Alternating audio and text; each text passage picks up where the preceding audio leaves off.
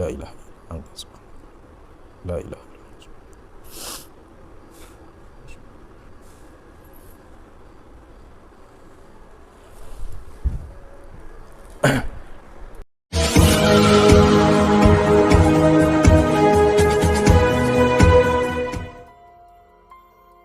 Assalamualaikum sahabat spiritual yang berbahagia. Video ini adalah ketika Gus Nur Samsun membongkar sakit aneh yang dialami seorang perempuan muda. Sang perempuan tiba-tiba bertingkah aneh seperti orang linglung dan gila. Lalu apakah yang sebenarnya terjadi dalam aksi Gus Nur Samsun kali ini? Silahkan disaksikan videonya selengkapnya. Semoga Allah Subhanahu wa Ta'ala senantiasa melindungi Gus Nur Samsun dalam menjalankan setiap misi dakwahnya. Bismillahirrahmanirrahim. Allahumma sholli ala sayyidina Muhammad wa ala ali sayyidina Muhammad. Lihum satun udfi biha harul wabail hatimah al-Mustafa wal Murtada wabnahuma wa Fatimah. Lihum satun udfi biha harul wabail hatimah al-Mustafa wal Murtada wabnahuma wa Fatimah.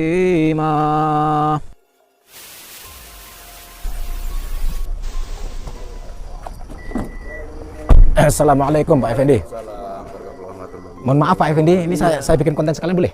Oh sekalian, monggo. Oh, boleh ya? Oke. Mana sini rumahnya? Assalamualaikum. Waalaikumsalam. Ma. Tamu Gus ini dari kakak Bu, ya sehat Bu? Alhamdulillah sehat. Alhamdulillah. Sahabat yang berbahagia, video ini adalah ketika Gus Nur Samsun dimintai tolong oleh Pak Effendi dan istrinya, yaitu untuk mengobati seorang putri perempuannya yang bernama Sheila, yang sudah ada 2 minggu ini bertingkah seperti orang gila. Pak Effendi bercerita, sejak Sheila pulang setelah diajak pergi oleh seorang teman perempuannya 2 minggu yang lalu, tiba-tiba Sheila bertingkah tidak seperti biasanya. Dia bertingkah seperti orang linglung, bahkan orang menganggap seperti orang gila. Dia sehari-hari hanya berdiam menyendiri dalam kamar tanpa ekspresi. Sama sekali dia tidak mau beraktivitas. Bahkan dia tidak lagi mau makan ataupun mandi. Sebab itulah Pak Effendi dan istri sangat merasa kebingungan dan khawatir. Karena selama 15 hari ini Sheila tidak bisa diajak bicara. Bahkan tidak ada makanan yang masuk ke dalam tubuhnya. Sebenarnya Pak Effendi sudah meminta bantuan kepada beberapa kiai ataupun ustadz agar dibacakan ayat-ayat Al-Quran.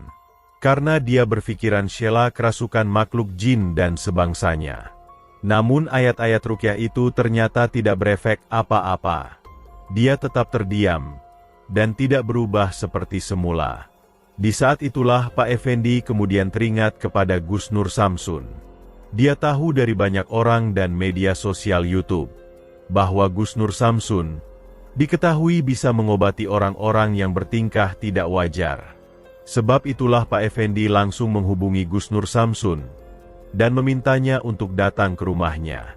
Pak Effendi berharap Gus Nur Samsun bisa mengobati sakit aneh yang dialami putrinya. Maka datanglah Gus Nur Samsun ke rumah Pak Effendi. Dan setelah berbincang beberapa waktu, Gus Nur Samsun mencoba melihat kondisi Mbak Sheila yang ada di dalam kamarnya. Mbak Sheila tetap terdiam tanpa ekspresi. Bahkan dia seperti tidak merasa jika ada Gus Nur Samsun dan orang tuanya yang mendatanginya. Gus Nur Samsun pun mencoba mendeteksi. Setelah itulah Gus Nur Samsun mencoba menganalisa bahwa sepertinya Mbak Sheila tidak sedang kerasukan makhluk gaib. Mungkin sebab itu ketika dia dibacakan ayat ruqyah, dia tidak bereaksi apa-apa. Namun Mbak Sheila juga tidak sedang gila. Dan ketika Gus Nur Samsun bertanya apakah Sheila biasa mengonsumsi narkoba, orang tuanya tidak membenarkannya. Setelah itulah Gus Nur Samsun kemudian meyakini bahwa Mbak Sheila sedang ada hal yang menguasai pikirannya. Dan sepertinya dia biasa melakukan ritual perdukunan yang menyesatkan. Lalu apakah yang kemudian dilakukan Gus Nur Samsun? Mengetahui kondisi Mbak Sheila yang demikian itu.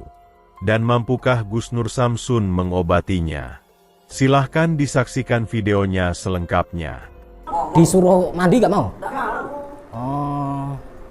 Suruh makan, makanan kesukaan apa makanan? Itu biasanya itu apa? Soto. Belikan juga nggak mau. Nggak mau. Terus mie juga Iya, mau. itu juga nggak mau. Oh. Minuman biasanya coklat itu juga nggak mau. Minuman coklat nggak mau? Nggak mau. Kesukaannya tapi minuman Iya, coklat. minuman coklat. Ya. Gimana ya? Cuman gini Pak, ini kalau yang saya lihat Mbak Sheila ya. Iya, Pak Sheila. Mbak Sheila ini kalau yang saya lihat ini tidak di dalam tubuhnya nggak ada jin ya, nggak ada. Terus kalau di pelet kayaknya enggak sih Pak. Kalau pelet enggak kayaknya. Ini feeling saya ya, ini feeling saya ini yang saya lihat bukan pelet, bukan ketempelan jin, bukan diguna-guna juga bukan. Terus apa Gus? Nah ini saya juga bingung. Apa saya? Ini saya juga bingung. Jadi mungkin suka obat-obatan terlarang nggak Pak? Nggak tahu. Oh nggak tahu. Takutnya kan apa namanya? Waktu kumpul sama teman-temannya dikerjain, diisengin, kasih obat-obatan terlarang. Akhirnya kayak gini. Itu analisa pertama saya seperti itu. Analisa kedua saya mungkin apa ya? Bisa jadi kalau ketempelan sih enggak ya. Cuman setiap hari diam aja kayak gini. Diam aja, Gus. Mamanya enggak sampai jengkel. Oh iya. Kemarin Ustadz dari sebelah itu tak suruh ke sini. Udah di Ruqyah? Udah Ruqyah. Oke. Mau diizinkan Gus. Gimana ya? Kalau saya itu orangnya kan mencari tahu dulu Pak, mencari tahu dulu baru eksekusi. Ya, tidak langsung tiba-tiba saya pegang saya obatin gitu enggak. Saya biasanya mencari tahu dulu selah-selahnya seperti apa, kronologinya seperti apa. Ini kronologinya tadi yang saya tangkap kan Bapak bilang kumpul dari teman-teman pulang-pulang nggak mau mandi, nggak mau makan, tiba-tiba seperti ini gitu ya. Biasanya pagi itu kan keluar nyapu atau bersih-bersih rumah. Terus sama mamanya nggak mau sama sekali. Nggak mau sama sekali. Iya. Biasanya sering ganti saya itu. Biasanya sering ya. Iya. Tapi akhir-akhir ini dia itu sering main keluar sama teman-temannya. Oh iya. Ya pulang-pulang udah seperti itu. Oke. Coba ya. Ini saya tutupin nggak apa-apa ya? Iya. Nah, nggak apa-apa. Yang penting anak saya sembuh. Ngamuk nggak ini nanti kira-kira? Insya Allah enggak Gus. Kemarin Enggak ya? ke sini enggak ngamuk. Nggak ngamuk ya? Diam itu aja. Diam aja, diobatin diam aja. Iya. Takutnya ngamuk Pak. Enggak ngamuk. Enggak.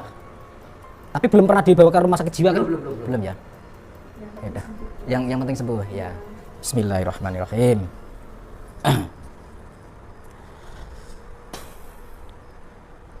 A'udzubillahi minasyaitonirrajim. Bismillahirrahmanirrahim. Asyhadu an la ilaha illallah wa asyhadu anna Muhammadar rasulullah. Asyhadu an la ilaha illallah wa asyhadu anna Muhammadar rasulullah. Asyhadu an la ilaha illallah wa asyhadu anna Muhammadar rasulullah. Allahumma shalli ala sayyidina Muhammad wa ala ali sayyidina Muhammad. Allahumma shalli ala sayyidina Muhammad wa ala ali sayyidina Muhammad. Allahumma shalli ala sayyidina Muhammad wa ala ali sayyidina Muhammad. Bismillahirrahmanirrahim. Al-Fatihah. A'udzu billahi minasyaitonir rajim. Bismillahirrahmanirrahim. Alhamdulillah. Bismillahirrahmanirrahim. Iyyaka na'budu wa iyyaka nasta'in. Shiratal ghairil maghdubi 'alaihim ila hadrati sayyidina Jibril wa Mikail wa Israfil wa Israil alaihi wassalam wa ila hadrati sayyidina Abu Bakar wa Umar wa Utsman wa Ali radhiyallahu anhu wa ila hadrati sahaba al-qadr wa qadar radhiyallahu anhu. Al-Fatihah. A'udzu billahi minasyaitonir rajim. Bismillahirrahmanirrahim. Alhamdulillahirabbil alamin. Iyyaka na'budu wa iyyaka nasta'in. Ihdinas siratal mustaqim. Shiratal ladzina an'amta 'alaihim ghairil maghdubi 'alaihim. Bismillah. La ilaha illallah subhanallah. La ilaha illallah subhanallah. La ilaha illallah.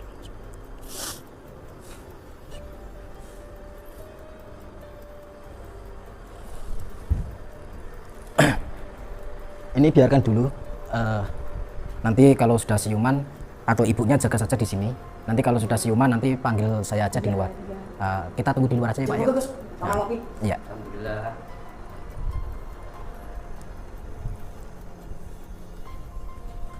Cuman waktu saya pegang ya Pak, Iya. tadi waktu saya pegang tadi itu saya merasakan kayak saya sempat melihat mata saya itu kayak dia itu habis ke suatu tempat di mana tempat itu sangat angker gitu. Cuman kalau ketempelan kayaknya tidak. Cuman kayak semacam dia ini kayak melakukan ritual dan di situ banyak orang. Iya.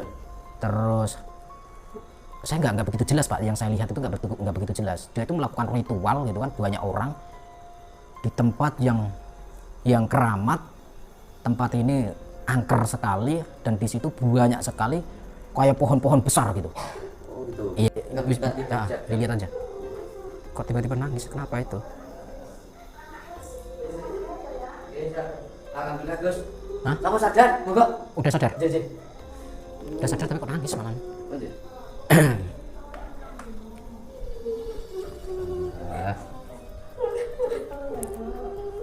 Alhamdulillah. Ya, sadar.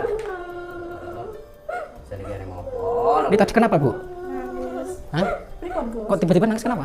Nggak tahu. Nggak tahu, dia langsung bangun. Ditenangkan dulu, tenangkan. Dia Oh, oh.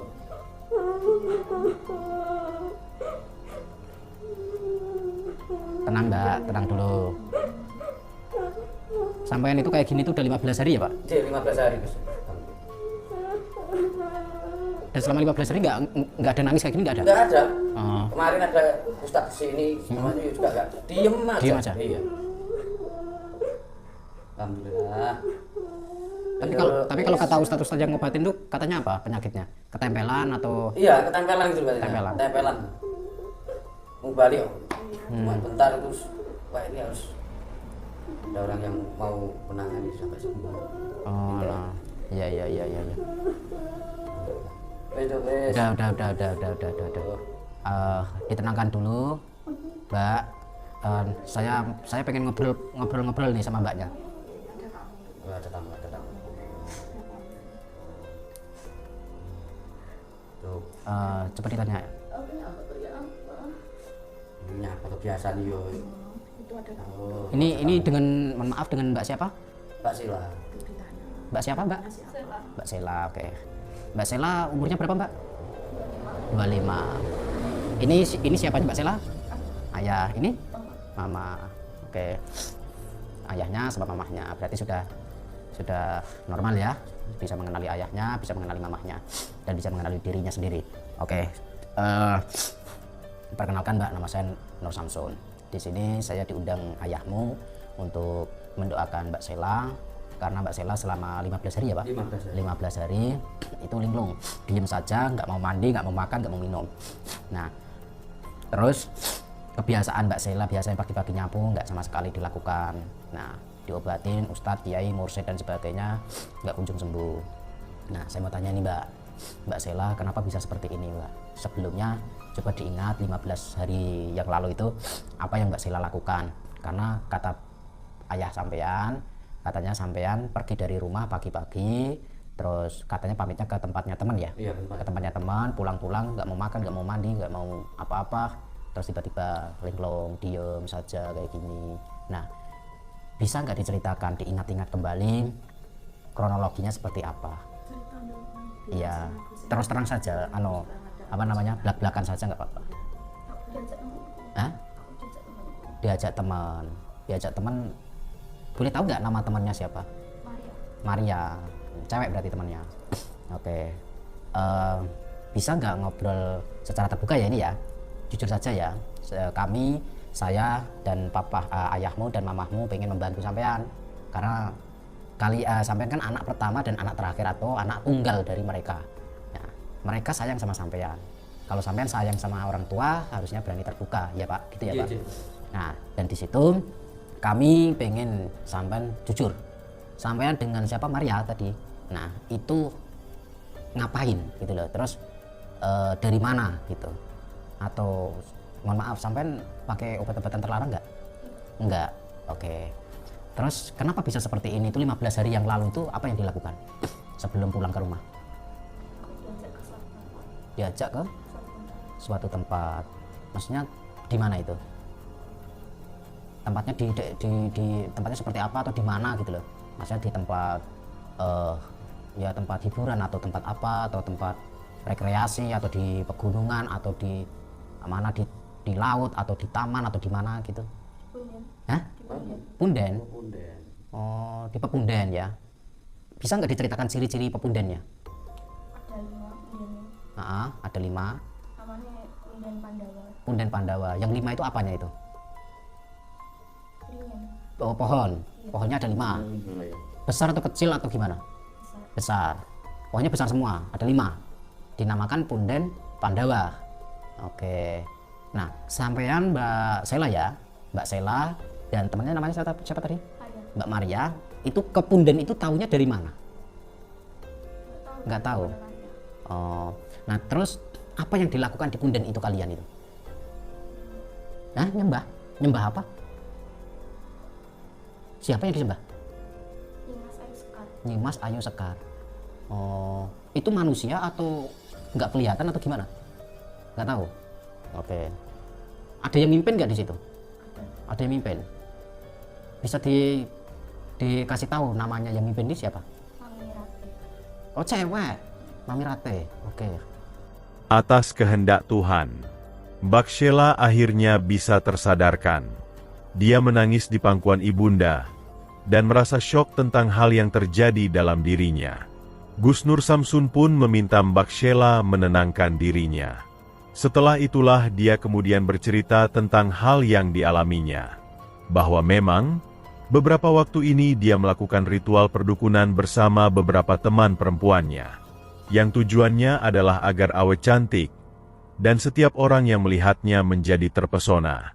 Ritual tersebut dilakukan di sebuah punden keramat, yang dipandu oleh seorang guru dukunnya.